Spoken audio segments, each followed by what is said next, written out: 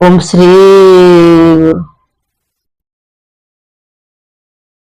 चंद्र सूर्य मध्याह्न त्रिगुण चतुर्वेदाय पंचभूत इंद्रिय सप्तांगे साधन ज्ञान अष्टदल नवद्वार अष्ट सखी सेवयते दश दिगरुद्रं बारमात्र नमस्कार गुरु ब्रह्मा गुरु विष्णु गुरुदेव महेश्वर गुरु साक्षात परम ब्रह्म तस्मै श्री गुरवे नमः।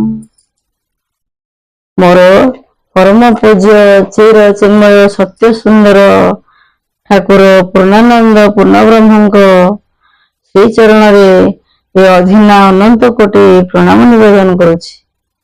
मोर परम पूज्य गुरुदेव बुधिराम बाबा एवं मां को अभय चरण रे मु कोटि कोटि प्रणाम करुछि।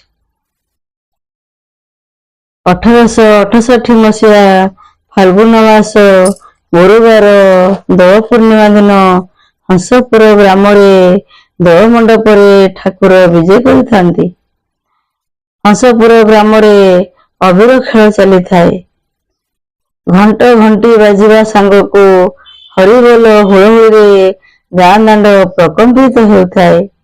एही समय रे ठाकुर मोर मातृगर्भर लीला समाप्त करी ए धराधाम रे भूमिष्ठ होइथिले। ठाकुर मोर समाधि जगरे ही जन्म ग्रहण करथिले। से जन्म हेबा समय रे चतुर्दिग आलोकमय हो जाइथिला।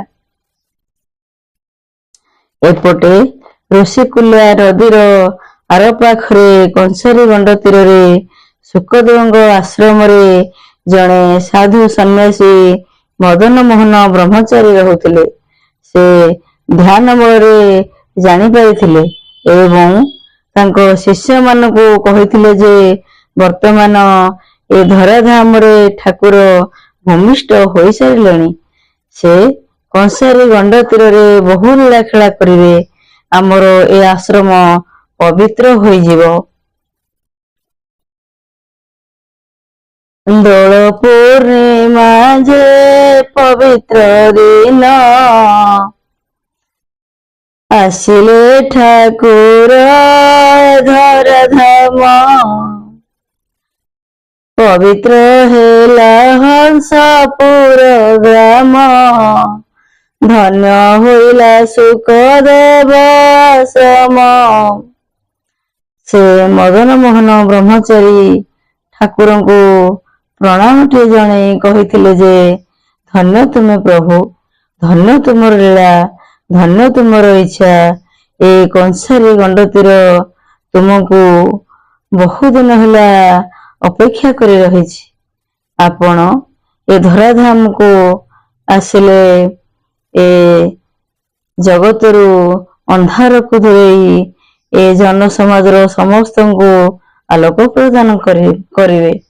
से मंगलमय ठाकुर को आमे समस्ते प्रणाम जनाई आजिर कथा वस्तु को एइट रखिया। ता पूर्वरु गुरुवंदना टे करिवा। भजरे मन पूर्ण ब्रह्म को भजरे मन पूर्ण ब्रह्म को न लागिब भव बाधा काल काल को रे मन काल काल को भजरे मन पूर्ण ब्रह्म को भजरे मन पूर्ण ब्रह्म को। ओम श्री